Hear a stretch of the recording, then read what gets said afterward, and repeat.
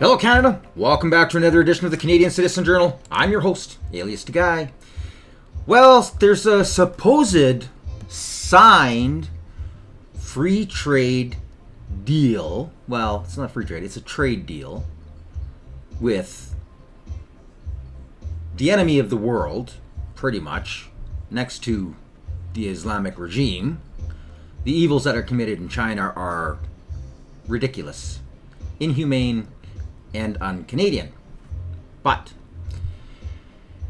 I digress. We'll dive into a little wee bit of that as it pertains to, well, pretty much what we're going to be trading. Now, I'm going to start off with an actual presser that Michelle Rempel had. And I'm going to use her to do what I normally do and kind of weave and kind of join all of this kind of crap that's going on and give a good explanation of why we're here and how if we could erase this last 10 years, Carney, Trudeau, 10 years, just remove it all. None of this would be happening.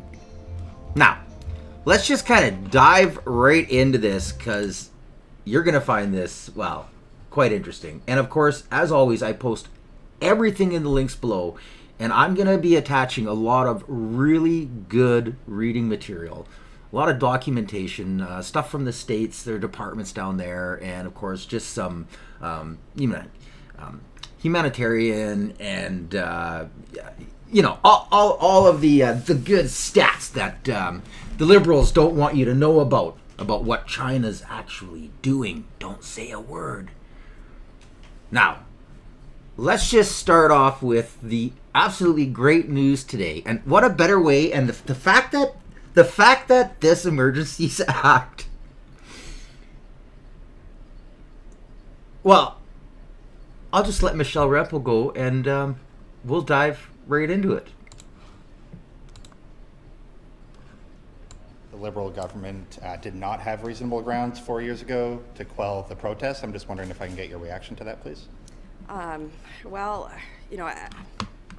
It gives me an opportunity to emphasize how wrong that the use of the Emergencies Act was, and I think how it undermined Canadians' trust that the government would uphold Canadian civil liberties. So, I think that's I think a question for the government is what this means for them, and certainly it was a sad day for Canadians when that happened. It was a very sad day for Canadians. It is a huge stain on Canada's history, especially seeing as how it was the actual government that did it. But it was an eye-opener because it lets Canadians see that our leadership, the new Socialist Liberal Party, this isn't the same Liberal Party. I believe Canada has a position on this planet because of where we are, how safely located we are, and with all of the natural resources and multiculturalism that we have it within us that we could have been changing the world for the last 60 years, but we just keep pandering to the Laurentian elite. Now, the Liberals are socialists. They will stomp. Well, we've seen what they do. They run over old ladies with their horses. They beat innocent women and men. They threaten to remove your children, which, think of the children, right? The most heinous things you could possibly think that should never even be thought of by a government in a democracy, let alone what was once great Canada. And what are we now trading with? Well, I'm going to attach a bunch of these. This is the Global Rights Compliance. And they have this incredible, the documentation that they've got on China. And it goes right into, like, it's mostly on kind of the industrial end, but they do get into a lot of the other stuff like the farming, blah blah blah. The majority of what they have found is that the most obvious parts where they have 100% undeniable proof of where slaves are in this certain region. And in this region is where they process and mine most of the critical minerals that they use in their vehicles. It also is spread out where they actually built encampments around China for them to work day and night for like 40 some cents a day. They are slaves. They can't leave. They have absolutely zero rights. Zero rights. And they disappear all the time. They just disappear. Usually, young, very healthy men and women.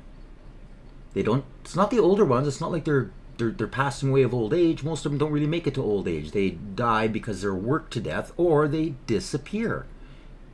And I dabbled on that on an earlier episode. They are using them for organs that they sell to the rich, to the elite, to the Carneys of the world. Along with this, what a lot of people aren't aware of is that they're in the processing end. Yes! So when you send your stuff over there and they're buying up these huge commodities, who are the poor slaves that are the ones that are processing it, making it into a actual viable product? Well, yes. So we're signing deals to send over product. Why do you think they would prefer to get like their grains and other products in its raw form? Well, first of all, any normal country like Canada, we should be from like as I like to say, because I'm kind of a homesteader, from farm to plate. You process everything, and that's the way that you get the most amount of money for the labor, time, energy, and love that you put into whatever you are growing or harvesting or building. Well, the state or China has this huge advantage because they got slaves. So they buy everything in its raw form. They ship it all the way over there. And then they get slaves.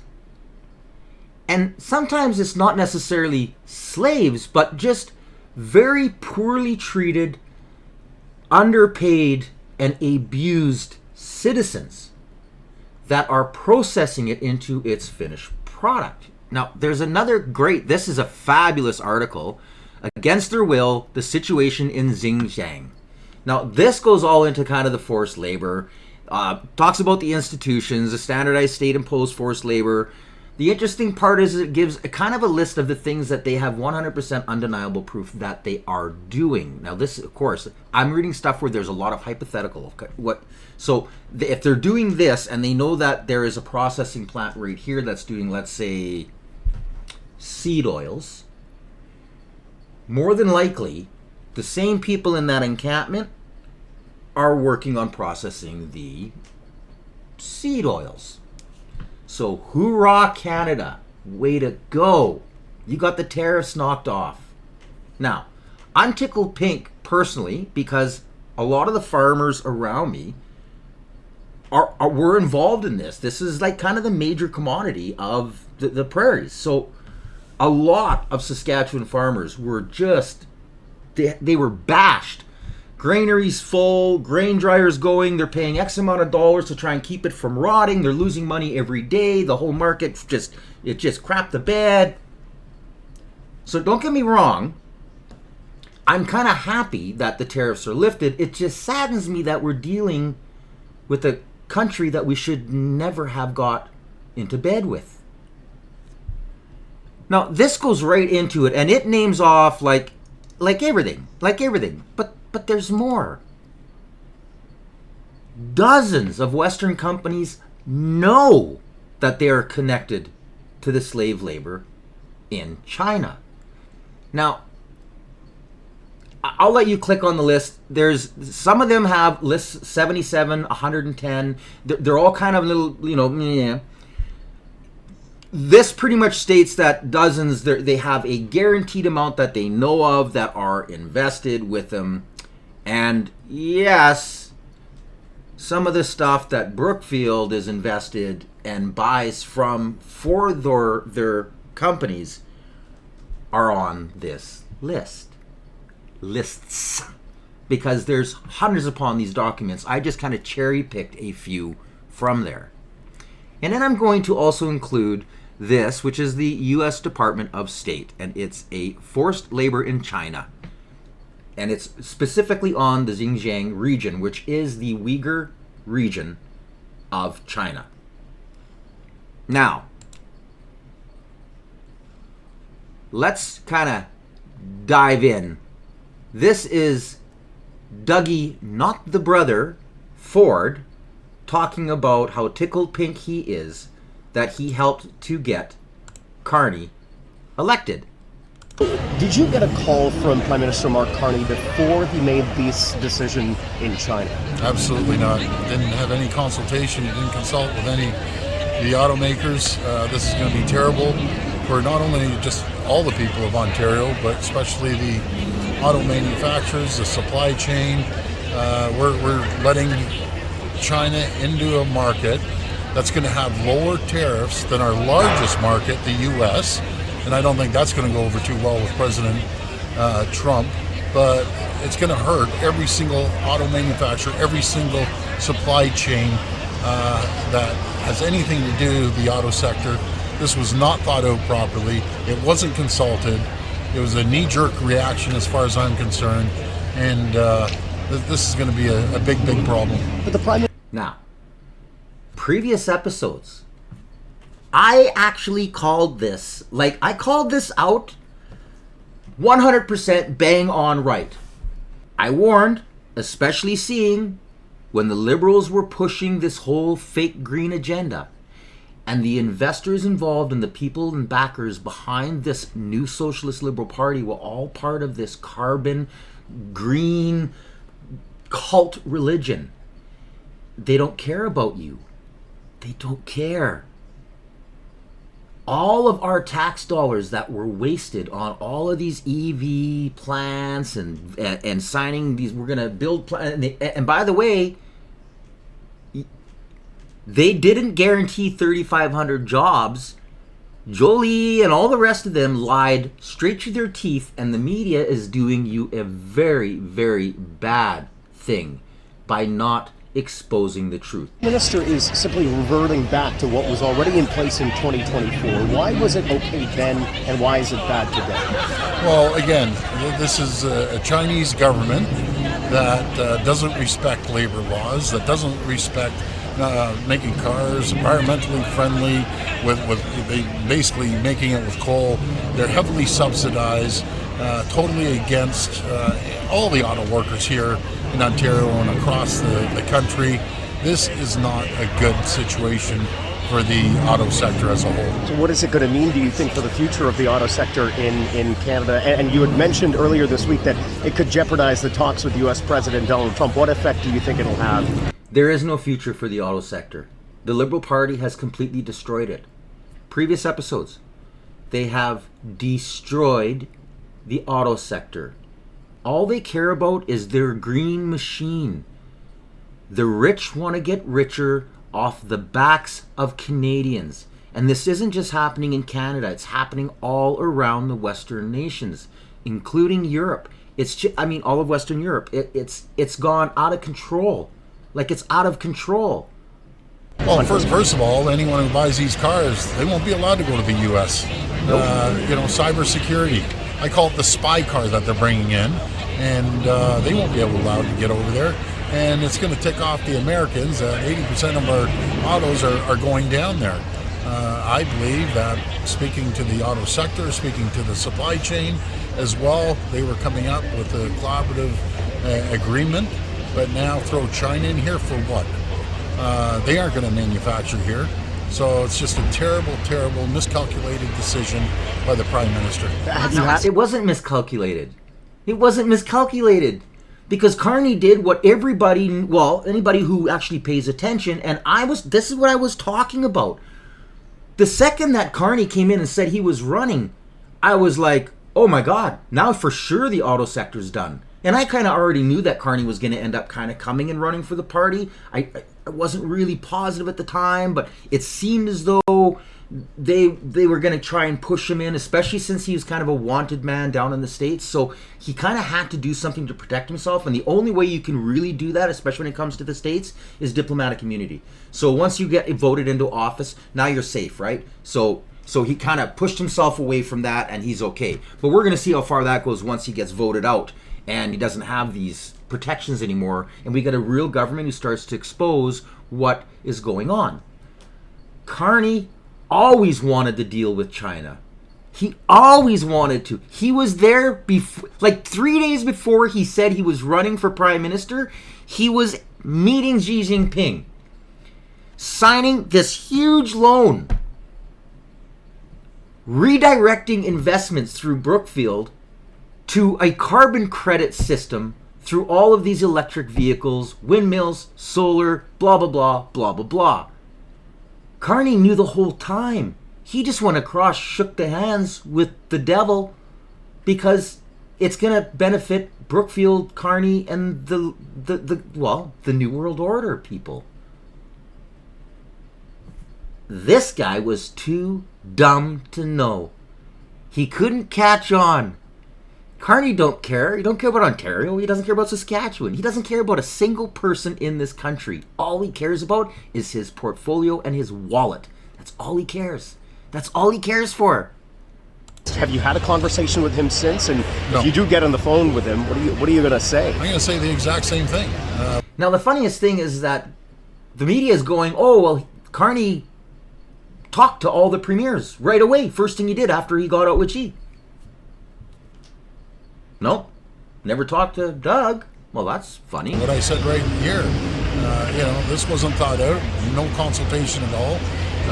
He always preaches partnership. This is anything but a partnership, and it's totally unacceptable that he's bringing in Chinese-made cars and that are totally subsidized. They're going to undermine every auto manufacturer here.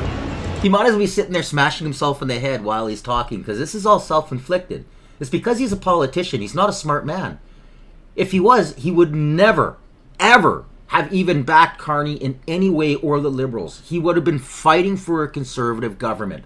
Because the Conservatives have been warning about this. They've been warning about it since, well, Harper was warning about it before the propaganda media got him voted out and the turd elected.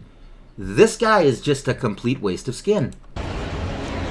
But canola, it was a trade-off for canola. You can see where the... Number one, I don't believe in pegging one part of the country against another, one sector versus the other. We should be taking care of both. Good friends, closest ally, Scott Moe, I think it's great. That's fine, along with our East Coast premiers on the lobster. But it's just really annihilated the auto sector. You call these spy cars, but the only vehicles from China that are currently able to produce or be sold in Canada right now are Polestars and Teslas. Are those spy cars? Well, I put it this way. I'll be very honest. I don't trust what the Chinese put in these cars, and I'm wondering if the Americans would allow them to integrate their social media and the internet on these cars. The answer is no. And I'm convinced they won't even be allowed over the border. So there's a reason. And the intelligence agencies here in Canada and in the U.S., I'm not speaking for them, but I'm pretty sure they're pretty nervous. They're laughing because Carney, by allowing them to start importing these cars, is the finishing coup d'etat on the auto sector in Canada. They're not building them here. That's different. If they build them here, that all of the electronics and everything can all be checked to ensure that those cars aren't spying. But when they're built in China with slave labor and government subsidies, how can any automaker anywhere in the world compete with that, let alone Canada, where we are the highest taxed nation on earth, the highest regulated on earth? We have, propaganda is the enemy, people. All of this is happening because of propaganda. Now back to Michelle Rempel. During the leadership race, Mark Carney was saying that the biggest threat to Canada was China. Today he signed, and yesterday he signed a bunch of deals with China. How do you see that two speaking both sides of his mouth, maybe some people might say? Well, my party leader, Conservative Party leader Pierre Poilievre, put out a strong statement on that earlier today. I direct your attention to that. And I'll just reemphasize a point that he made, which is what you just said. You know, in less than a year ago, Mark Carney said that the biggest threat to Canadian security was China. And today we have him trying to do business with them, and frankly, without delivering any auto sector jobs. So it's concerning. Could that endanger our relationship with the United States? You know, I think at this particular moment, Canadians need to hear from the Liberal government what they're going to do to protect Canadian sovereignty writ large, both from an economic perspective, protecting Canadian jobs, removing regulations that have prevented the development of Canada's energy sector, as well as like some low-hanging fruit, things like implementing the foreign agent registry, addressing issues like, you know, regime police stations operating in major Canadian cities. So I think Mr. Carney has a lot of answers to give to the Canadian public, and again, I'm proud of our party leader's response to that particular comment. Now, that was the very first hint that Carney doesn't care, and he is using China and their abuses in Canada to keep him elected, to help his investments. Remember, their investments are in a circle, right? They all have the same ideal. They're going to crush Canada in order for them to take as much power as possible, rape us of all of our minerals, natural resources, timber, everything. They don't care. They don't care. Why didn't he appoint somebody before he even went to make a trade deal? There should have already been a list of people to whom he should know, and all of the other MPs and premiers that went across with him, to stay away from. They all used burner phones. That's how bad it is. Think about it. That's how great of a partner China is, how trustworthy they are. They used burner phones. Yeah. So by not putting somebody in that foreign registry seat is confirmation that he's an idiot. He doesn't care. He's focused on one thing and one thing alone. The conquest that they started 10 years ago with the captain Trudeau. This is the goal. That's the proof in the pudding. 100% proof in the pudding. Because there was a big meeting between President Xi and Mark Carney of Canada, the Prime Minister, yesterday, where they announced some new trade deals and some new policies, including Carney's going to allow up to almost 50,000 Chinese EVs in the Canadian market under a tariff rate of 6%, which goes down from about 100% that Canada had, along with the U.S. Is this problematic to you, and do you think it impacts the Canada-U.S. trade negotiations as we relook at USMCA?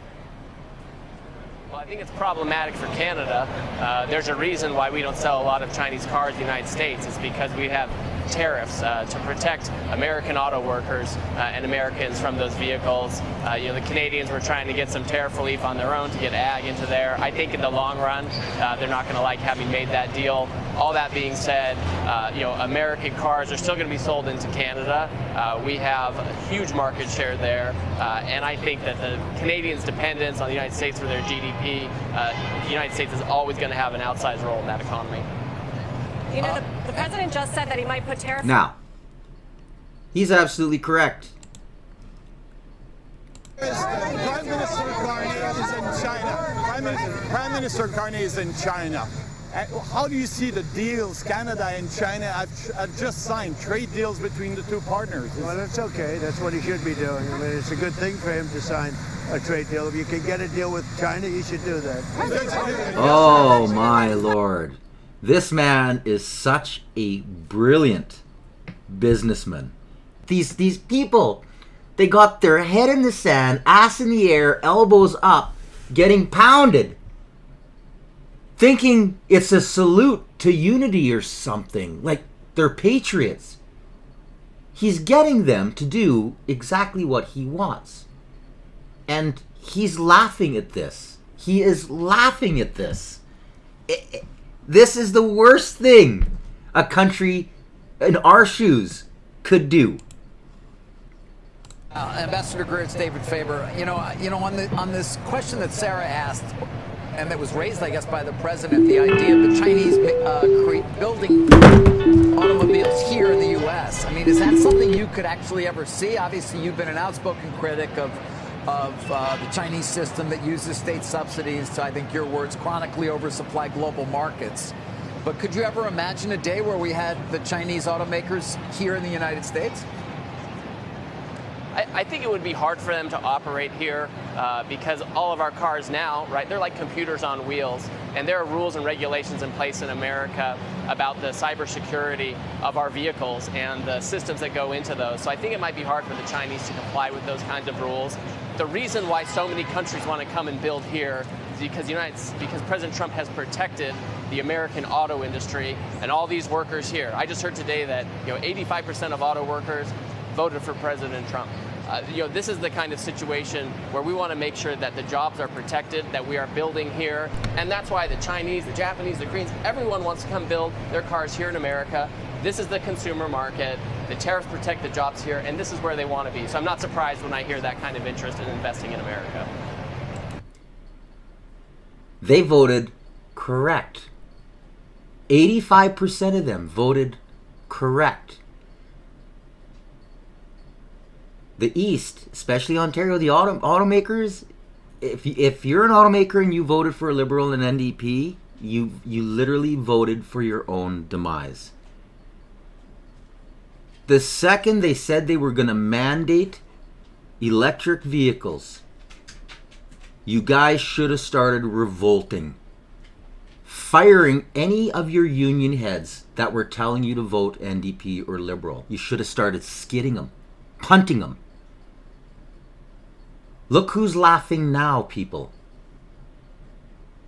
And now we're going to see the last pieces of Canada's auto sector. You guys will become so small and irrelevant that you won't even really be part of our GDP.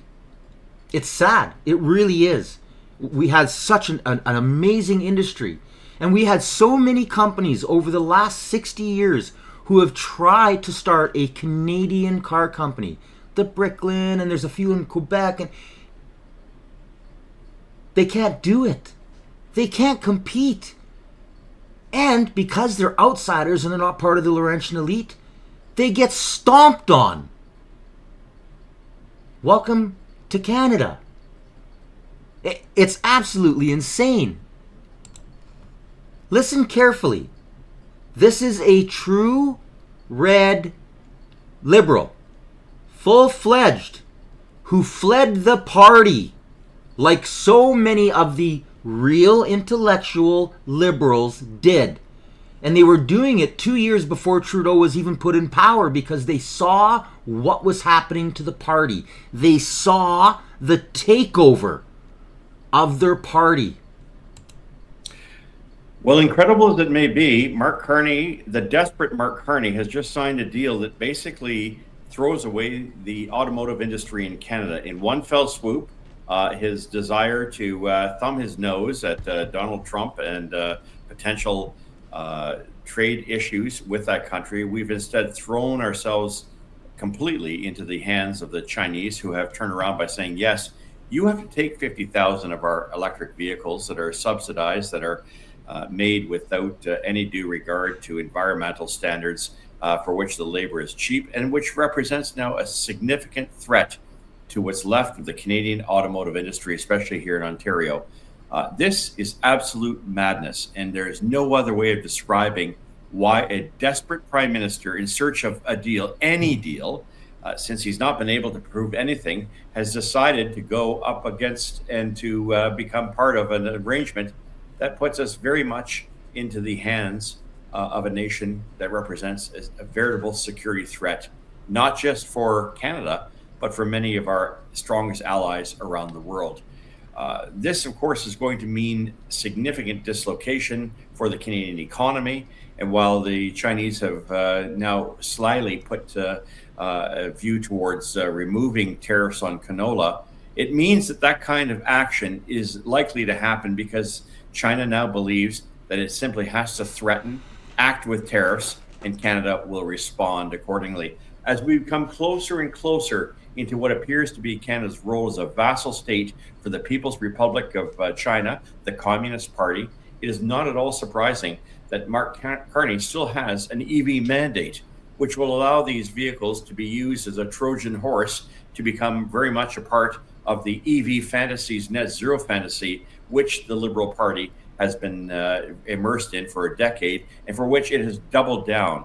Now, here in Ontario, when you consider that 4 or 5% of your entire industrial economy is based on the automotive sector, it won't be long before the other shoe drops. I think America is likely to respond partially and predictably. And that means that not just tariffs on one or two items, it likely means the end of our strategic relationships, not just with CUSMA or the USMCA, as I like to call it, but our entire trade arrangement. 80% of your trade is done with the United States. If you think for a moment that we can throw that away to curry favor with the People's Republic of China, its authoritarianism, its willingness to abuse human rights, then you are kidding yourselves. I spent my time in foreign affairs going to China to raise the condition, the cause, and the concern, the human rights concerns about the Uyghurs. Yes, I did that in 2007. So it isn't lost on me that many ZVs won't just be dumped on Canada. They may very well be likely made with what could be not only cheap labor, but potentially slave labor. Beyond anything that we could have imagined, having a prime minister who threw himself into the web of what would make China happy has put Canada in a very, very strategically difficult position. And it's clear that with this, Canada's future, its outlook, its prosperity will continue to decline. I note no comment here on getting oil to that part of the world, no financing of our pipeline. It looks like Mark Carney is going to get his dream of investing elsewhere in other countries, taking Brookfield, putting it in the United States, while Canada is now going to be subject to the trade whims and the whipsaw of a much larger country, China. It does mean that our future is very uncertain, and as a result of the decision today, rather than applauding it, I expect the left, the labor unions, and others here in Ontario and across the country to stand up and to resist this outrage. This is a bad decision. It's going to harm our country, and at the end of the day, if you have any inkling about the future prosperity of this nation, it is in one fell swoop sold by a desperate Mark Carney. Boom. He nailed it. Every part of it. Goodbye, auto sector. Goodbye. Now, let's not forget about all of this electric crap that they've been pushing down our throats. Not only have they been closing left and right, taking our tax dollars with them. TerraPure Environment operates one of the largest battery recycling facilities in the country, right here on the south shore of the St. Lawrence River in St. Catherine. Late last year, Environment and Climate Change Canada accused the company of illegally discharging toxic chemicals into the water where fish live, laying 52 federal charges for violations of the Fisheries Act between 2020 and 2023. According to court documents obtained by CTV News, inspectors allege wastewater produced during the recycling process is treated at the plant, then dumped into a city storm sewer, which flows directly into the South Shore Canal of the St. Lawrence Seaway. Environment Canada alleges that as early as 2016, the city of St. Catherine discovered the wastewater was contaminated with lead and sulfate in excess of the maximum permitted levels. Instead of enforcing federal regulation, the city allegedly permitted it to continue. Do you hear that? Do you hear the dates? This is the Liberal Party, the so-called environmentalists. This is disgusting behavior, people. But expect this on a much grander level. This is going to be normal for all of my Indigenous friends and family out there. You think it was bad before. Wait till you see what we're in for if this Liberal government stays in power. They don't care about you. They don't care about the land, the water. They don't care. This is why they have passed legislation, are trying to pass. Well, they snuck it in, so it's in there. But hopefully we have a chance to still debate it before it passes through Senate, and we can actually stop it from happening. But it gives them protection so they can't be sued or charged. Yeah. So every project that they say, oh, no, we're going to force this through, this is a good thing, even though Brookfield owns it, and so-and-so's invested in it, and it's so-and-so's sisters, brothers, daughters, whatever. When the windmills start fraying and ruin the beaches, they're not liable. The company's not liable. The politician's not liable. Nobody's liable.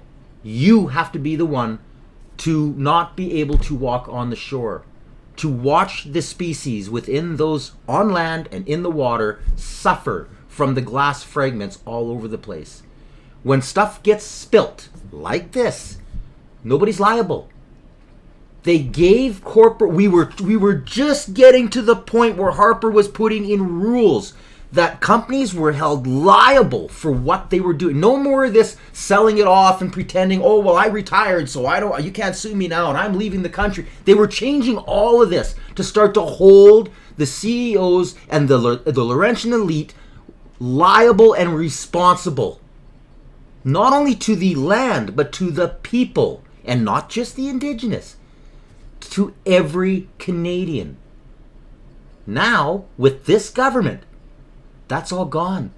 We're right back to the 1800s, 1850, 1860, at the whole nasty, polluting, just toss it in the river, bury it on the riverbank. We're not liable. We'll walk away. We'll sell the company to another person that I'm going to buy it off of in 2 weeks, and then that we'll change the name, and away we go. The Liberals are doing this.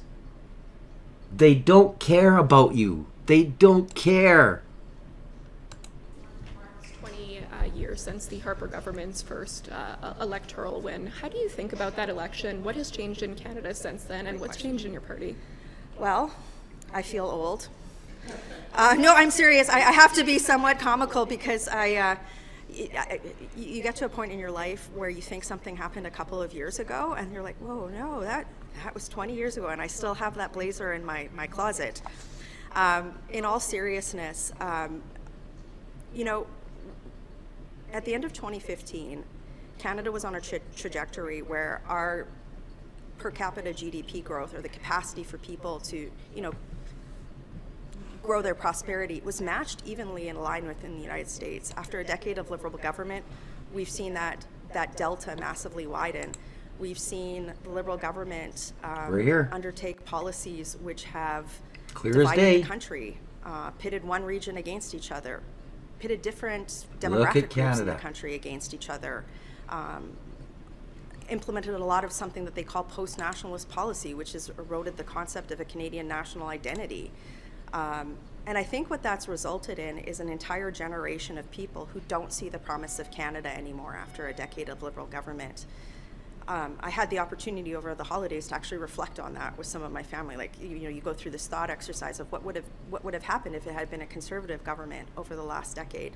I don't think we'd see national unity crisis right now. I think our GDP growth would have been more in alignment with the United States, because we wouldn't have put in place all of these regulations that stymied the energy sector.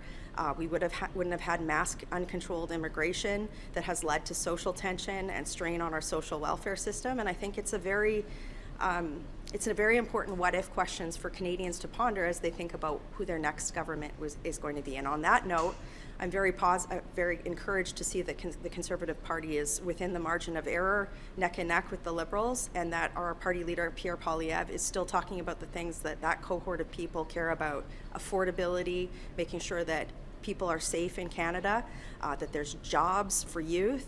And that's what we're going to focus on in the upcoming session. It's why I'm here today, not just opposing Liberal policy, but also proposing policy. Leadership vote, how do you... Now listen carefully. Now we're going to jump over to the grain end of it. You might remember from earlier this week, Stephen Vandervalk. He's a canola farmer based in Fort Macleod, Alberta. When you had my favorite quote of the week earlier, Stephen, when I said, biggest challenges, and you said, people say that it's the weather, I say it's the government. How are you feeling this morning with the news that there's a signed deal? I got up pretty early, and we're in Alberta out here, and I haven't had time to really look into it, but we're cautiously optimistic. There's a few things, I guess there could have been no deal. So I guess that's the positive. On the downside, though, is there's still some work to be done. 15% on canola seed is my understanding, just from my research I did this morning, some phone calls, is the absolute max that we can handle to export into China. It still makes us uncompetitive, but it doesn't mean the door is closed. It means... That's the truth. Now, I talked to a few of my farmer friends around here when this whole thing came in, and they were like, we have such an uncompetitive edge between the taxes, everything. Since the Liberals came in, the cost of farming has gone through the roof, and their product hasn't climbed fast enough. Kind of the same thing with groceries and everything else. The wages are stagnant and the prices of everything are going up. How do you think these guys feel? They're suffering the same thing. Their groceries and everything's going up. Their dollar hasn't gone up, but now they're spending 3, 4, 5 times the amount of money on a product that can't be competitive. And then they throw these tariffs in on them. It decimated everybody, 100% decimated them. The bottom fell out on the pricing. But they know it's the government. If they get rid of all the bullcrap carbon taxes, which you pay for, all of that is downstream. Anybody who says differently, slap them, because they do not know what they're talking about. If the farmer has to spend $20 more to raise a bull or cow, for milk, for whatever, they need to get that back into their pocket. The charge goes up. The eggs go up. The pork prices go up. Everything goes up. If it costs more to make the steel to go into the tractor, then guess what? Not only does the steel cost more to produce, they raise their prices, then the tractors go up in price, they raise their prices, then the farmer has to pay that price. Guess what? He's got to recoup that money. So in other words, all of the commodities, doesn't matter what he's farming, doesn't matter what he's ranching, he's got to charge more. It goes downstream.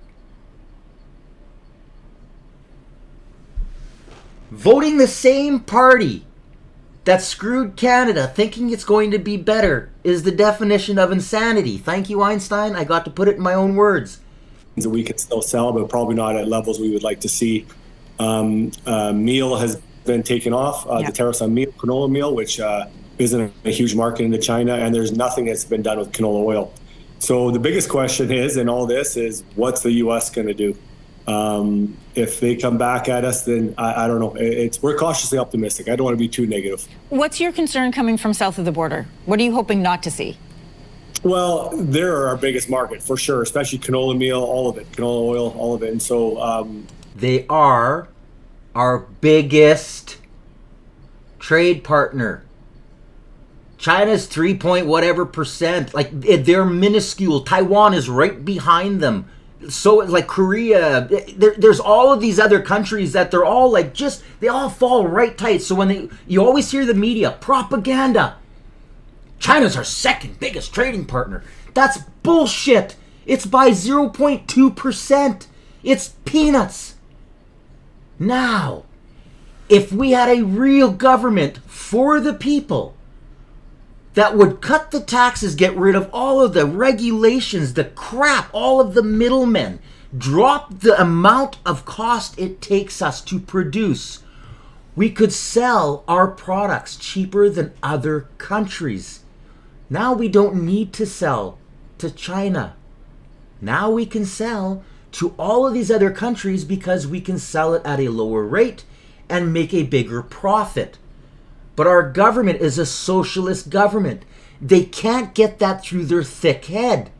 They're driving our entire economy into the ground because of over-regulation, over-taxation.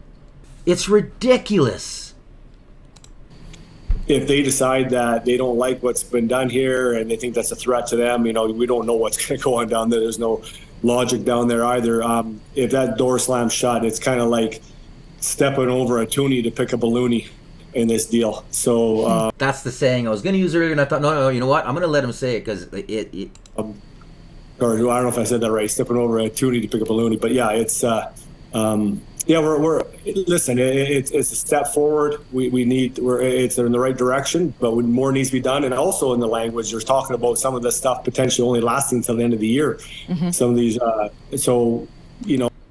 So they're saying that this is a signed deal. All the propaganda, it's not. It's not. The only thing that seems to be kind of guaranteed is the EVs are coming in, people. Other than that, everybody's in limbo. And it's not going to happen until end of March anyways. So is he going to call an election? Say, well, I got a trade deal. Propaganda helps him. Trump is bad. We already know that he's trying to use the hate Trump thing all over again. This whole stupid elbows up, head in the sand, ass in the air. And I wouldn't doubt it if behind closed doors, China's helping him stay in power. Like they do with the elections here, with their propaganda media. Which, by the way, guess what? Their media's back in business, baby. That seems to be the only other guarantee. This is ridiculous. Wow. If we're back to square one 8 months from now, that's concerning as well. So then how do you manage this tension in the meantime? So there is a deal, there is some reductions. I like See how she said that? There is a deal. No, there isn't. You phrase it, stepping over Toonie to pick up a loony. So overall, when you look at what came out of this trip to Beijing, where do you sit today? Are you more or less frustrated? Are you more optimistic? Yeah, for sure. Absolutely more optimistic. We're for sure better off than we were yesterday, and for sure better off than we were 2 weeks ago. The market had anticipated this. The prices of canola has been rising for the last 2 weeks almost straight. It was up quite hard overnight. Now it's backing off again. I think the market probably had thought they were hoping for a little bit more, I think, out of this. But the prices are probably up 10%, probably retraced 30, 40, like I said a couple of days ago, 30, 40% of our losses. But we're not there yet. And let's just hope that this is just a stepping stone in the right direction, that they all can come off. But like I said, it's good. Do these numbers change anything for you? And if so, what do they change? Well, the crop is in the bin. A lot of it's been sold. Some of it's been hauled already. So some of the water under the bridge already and some of the losses. New crop is obviously what we're thinking about. We're seeding in 2 months from now in southern Alberta. Mm-hmm. So the new crop pricing has come up. It's definitely more optimism there. There's obviously a deal on pulses into China. Hopefully that can raise prices on pulses. We still have to deal with India and all the tariffs there. But the idea is that there's more than one crop, just not canola. And so if all prices can rise, then canola can rise, and we can see a better, be more optimistic for new crop. I mean, he knows it's not written in stone. This is pretty much an MOU, and the only guarantees are the favors China. It's absolutely ridiculous. Now, I attach everything. So here's some great information. Like, this is the actual exports and who's the biggest buyers. And you can see it like here, canola seed, right? China, like I said, they like to buy in raw form. So you can kind of see, but take a look. Japan ain't that far behind. Japan just wrote a nasty letter, like an editorial on the stupidity of the Carney government. This is what I was saying. If we would cut the taxes and the regulations and get the government out of our face, which all of the farmers around me agree on, they could make better money and sell it at a lower rate and become more competitive. The reason that China's buying a whole pile is they've got slave labor. This is why they can do it at a higher price that nobody else wants. Japan's getting a better deal from somewhere else, so they're topping up what they need on a trade agreement that they got with us. Same thing with Mexico. This is how the world works. So here we go. Take a look. Canola oil, United States, 1.7 mil. Mexico, 171 thou. China, 120. We could eliminate them. We don't have to be dealing with this communist regime, people. Again, here we go. Canola meal. The numbers don't lie. It goes on and on. Again, Japan. No wonder they're mocking our prime minister and our entire government, let alone Taiwan, Korea, Vietnam. They're all shaking their heads. They see what's going on. It just keeps going on and on and on. We can eliminate China if we can cut the costs to the farmers, so the farmers can sell their products at a cheaper rate. Be actually being competitive to be able to beat out other countries. That's how you know you're running a good country, when the profits that are going into the farmer's pocket supersede what the average other countries' profits make, and you can still make the product for cheaper. This is economics. Our government don't get it. They do, but they don't care. So again, a couple other posts here. This is about the pasta, like the tomatoes and a lot of the other foods and stuff. I'm just going to throw this in there as well. It's like it's ridiculous. And again, this goes right into a lot of the grains and a lot of the other things. It's slave labor. This is why China buys what they buy from us at a higher cost, because our cost really, it's barely competitive. They barely make money. They do okay, but they don't do great. They should be doing great for the amount of work that these farmers work. Man, farmers are the hardest. They work so freaking hard. All of their money is tied up into their own little structured system. They are the mechanic, the plumber, the irrigation specialist, the crop specialist, the weatherman. Absolutely crazy. You mentioned something called post-nationalism. Mm-hmm. What is that exactly, and how do you see maybe this Liberal government or previous Liberal governments bringing that in? So this is a famous statement that Justin Trudeau made, I think it was in 2017, right? Where he said that Canada has no national identity, no core national identity, no mainstream, that we're a post-nation. And I wrote a piece about this on my Substack, please subscribe, a lengthy one, last summer, which was read almost 500,000 times, where it talked about how, through policies that denigrate Canadian history without talking, we can talk about fixing wrongs while celebrating the good. I think that that's problematic. Other policies, a lot of different types of policies that rather than looking to remove barriers of equality of opportunity for all, trying to segment people into different groups, as opposed to looking for opportunities to unite the country under, a shared vision of prosperity for the future. These are all things that I think we have to confront as a country when we are looking at Canada's place in the world. And the hallmark of the Liberal government, even under Mark Carney, is that they're not talking about these things. And that's why Conservatives, to address these issues, we know that when Canadians can afford a steak dinner, can have the potential to buy a home, like that's something that's within grasp of our youth. When you have those elements of shared collective prosperity that's seen as, something that's uniquely Canadian, that we unite.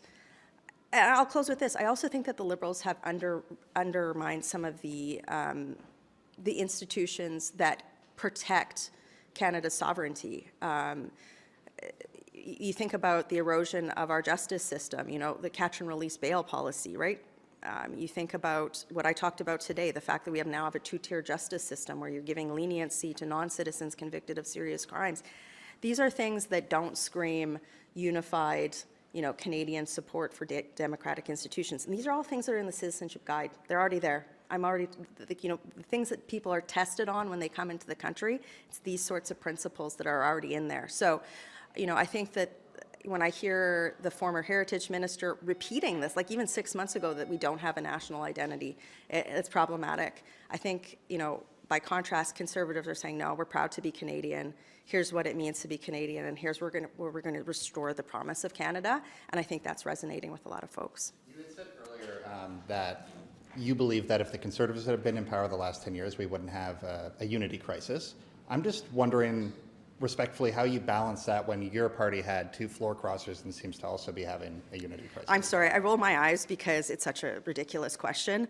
I'm a Calgary MP, and my constituents have been just absolutely abused by a decade of Liberal politics, to the point where, people might be asking the question, why Canada, right? And that's because the Liberals have punished people from different parts of the country for different reasons. Alberta, it's been just punitive policy after deriding and making fun of people who work in the energy sector. When we, it's such an important part of the growth and prosperity of the Canadian economy. I mean, that's what I'm talking about with national unity. And to be fair, we shouldn't be diminishing that with the question that you asked. Thank you. So let's go over some stats. Okay, this is a great stat chart. It shows the volume of severity of crime. This is 2023. It's still going up. They love to say how crime is going down, but you have to really watch when propaganda media says that. They weren't warning about crime going up when it started to skyrocket. So you can't trust them when they say it's starting to go down. And again, previous episodes, I've literally debunked and shown the media lying straight out, and just like, when it comes to stats, it's the easiest thing to manipulate. This is one of the bigger ones that I want you to pay attention to. And again, all these links, I do the research, I find them, I post them down below. This is shocking. This is gross statistics. This is intimate partner violence. Now this breaks down all of them. It goes right through it. But I want to focus on this intimate violence in Canada. This is another thing. Like Michelle's right on the ball. The Canadianism. It's completely disintegrated. There's hardly any remnants of it left behind. This is why there are lineups kilometers long in Alberta right now to sign the separation referendum. This is why pages and groups in Saskatchewan are skyrocketing on separation. And thank God we finally have another, and it sounds like they got their crap together. I will be doing a show on it, the SPP, Saskatchewan Prosperity Project. People want out. Every day the numbers are climbing. Now with this China deal, my phone has been going off the hook. More people are like, okay, I hear what you're saying. You're absolutely correct. There's no way any Canadian who's a real Canadian can side with China. Let's go over this just quickly. It's gross, okay? Nearly half of all women are primary victims. The elevated risk, 1.5 times higher. Disproportionate, 1.4 times higher. Vulnerability, 1.25 times higher. Socioeconomic risk, 1.13 times higher. Homicide by intimate partner is 7 times higher. Rose from 32% in 2023. This is that damn Jordan's principle. That propaganda was pushing, and the liberals were pushing, saying this was to protect women. It did the exact opposite. And again, on previous episodes, I have shown the interviews where the conservatives have had them protect them. They fly in, they have somebody go there to protect them so they can come because they want to have a chance at the microphone to speak to Canadians. Mainstream won't show it to you. They left the country because they are afraid of getting homicided. This is Jordan's law. This is the rules and regulations put in by the Socialist Liberal Party. Fear, hate, and division follows with chaos. This is what they want. We're going to keep on going. Stats. Now the leftists on Facebook took this chart and they tried everything to try to minimalize it, and this is the chart, and you can see clear as day 2014. You can see it come down like the previous chart I showed you. I'm just kind of showing you the X version.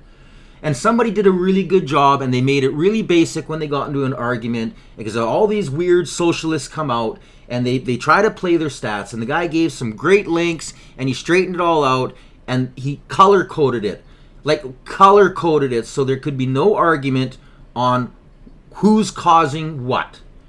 You could even see the previous Liberal government was actually trying to curb crime. That was, the real Liberal Party. And it was right in the middle of this conservative leader when the Conservatives actually had Parliament, that there was a huge takeover in the party. The socialist regime took it over and all the real Liberals fled because they knew what the outcome was going to be. And you can see it skyrockets. Even check this out. Bill C-75 passed, and look at what happened. This is the reality. Now, I'm going to attach, of course, the actual so-called trade agreement from the Prime Minister's office. The propaganda, because it is what it is. It's propaganda. And you go through it yourself and read it. It's expectations and maybe this and negotiations and depending on this and that. And the only real things in here that seem to be anything written in stone is that China is going to be able to have their telecommunications back. They're going to be able to start producing and printing and getting more of their media across, which is all owned. It's all owned by the CCP. It's all propaganda. And we know which party they favor. So this works towards Carney's advantage. And the EV mandate with a whole bunch of this carbon stuff. We know who that benefits. It doesn't benefit Canada. It doesn't benefit the auto sector. This is all liberal propaganda. And if you read really carefully, you'll realize it's accepting Chinese interference to remain in power and profit Brookfield and Carney and the world order. I'm going to attach this as well. I urge you to actually join, subscribe. This is the Bureau. Brookfield's deep ties to Chinese land loans and green deals, and real estate tycoon with CCP links raise questions as Carney takes over from Trudeau. Again, this guy is absolutely amazing. He's probably, in my opinion, he's the best journalist in Canada, and probably one of the top 5 or 10 in the world. He is amazing. He does incredible research. And because he's been doing it so long and he has built up such a credible reputation, he deals with all of the top agencies all over the world, especially to our largest trading partner, the United States. So when you hear the news say China is the second largest trading partner, always remember they're only 0.2% ahead of Taiwan and Japan and all of these other countries. They shouldn't even be rated as our second biggest. They don't deserve that. There's not enough of a separation between them and second, third, fourth, fifth, sixth, seventh, eighth, ninth, 10th. A review of corporate documents revealed that Brookfield, the influential $900 billion Canadian investment fund from which the Liberal Prime Minister to be Mark Carney stepped away from in order to replace Justin Trudeau as Canada's leader, maintains over $3 billion in politically sensitive investments with Chinese state-linked real estate and energy companies, along with a substantial offshore banking presence. One of its major real estate ventures is $750 million entry into high-end Shanghai commercial property in 2013, involved a Hong Kong tycoon affiliated with the Chinese People's Political Consultative Conference, CPPCC, which the CIA labels a Central United Front entity of Beijing. The evidence is all around us. The reality is that because of propaganda, this is how they have controlled their power and reduced Canada to rubble. You need to like, share, and subscribe. The only way to beat propaganda is to help real journalists get the truth out. People who spend real time are everyday people that are just looking out for the best interest of the everyday people around them. That's who you want. Just the truth. Sorry, just the facts. Everything is in the description below. I hope you enjoyed today's episode. I mean, it's all right there. I know it is a lot of reading. Yeah, but I also know that I have some of the best subscribers there are. I'm in contact with you guys. I always email you back.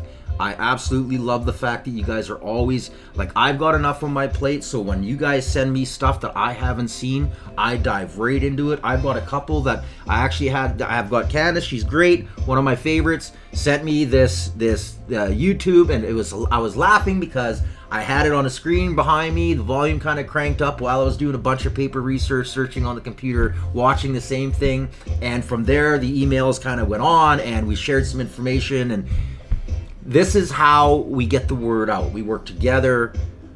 We share with each other. And like anything, man. If you see something and you think it's fake news or you think it's real and you're worried about it, send it to me. If I have the time, I will get back to you. And I always get back. I try to always answer. In fact, I have. Every email, I've answered it. I do. And I try to do it in the comments as well. Most of the time, I'll just throw a like down on there. But I read it all, people. I read it all. So that's why I'm here. That's why I created this channel. I just wanted to get the truth out. So until next time, you guys, I'm Alias the Guy. You've been watching the Canadian Citizen Journal. Stay informed.